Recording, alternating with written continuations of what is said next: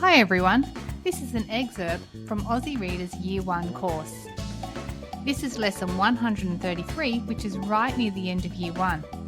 The children have been learning all about the graphemes AU and AW to spell OR, and this is their final revision before we move on to the next sound.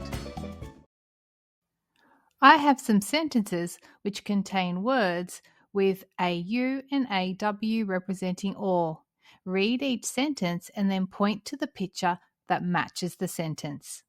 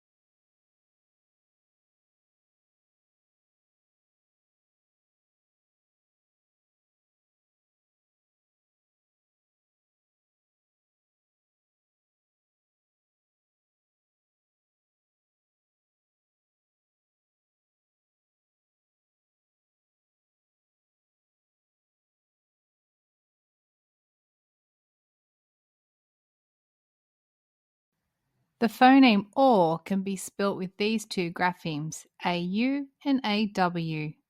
Let's take a look at the spelling patterns that will help us choose the correct spelling when we come across the OR phoneme in unknown words. When we hear the OR sound at the beginning or in the middle of most words, we're going to use the digraph AU to spell this sound.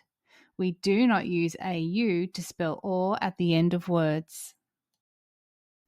When we hear the OR sound at the end of a word, we usually spell it with the letters AW. This is the most common place where we'll see the digraph AW. We can see it as the second last sound in some words, but that only occurs when the final sound is a single sound and it's N, such as in the word yawn, or K, like in the word squawk, or if it ends with the single sound ul, like we hear in the word shawl. Here is a flowchart to help us select the correct spelling when we hear the phoneme OR. And you'll notice that down on the bottom right-hand side, there's a red box with exceptions. These are the words that don't follow the spelling patterns. I'll demonstrate how to use the spelling flowchart to help us select the correct grapheme for OR. Here is the word lawn. I can hear ul or n. And OR is a sound that has two different representations, AU and AW, so I can use the spelling flowchart to help me choose the correct spelling. We need to begin at the top. Is OR at the beginning or middle of the word? Lawn, ul or n, it's in the middle. So yes, we come over to this side. The next question is it followed by the single sound n, ul, or k? Lawn. Yes, it is followed by the single sound n. So if we follow the arrow, it tells us to use the letters AW to spell OR in lawn. I'll add the letters AW and I have correctly spelled the word lawn. Let's try another one. Launch. Ul, or, n, ch. I've just left a line for the OR sound so I can work out which way to spell it. Is OR at the beginning or middle of the word? Launch. Ul, or, n, ch. Yes, it's in the middle, so I'll come down to yes. Is it followed by the single sound n, ul, or, k? Let's see what's after OR in launch. Ul, or, n, ch. It is followed by n, but it's not a single sound. It's not on its own because there's a ch after the n. So the answer is no. We need to use the letters A, U. Now I can add the letters A, U, and I've correctly spelt launch.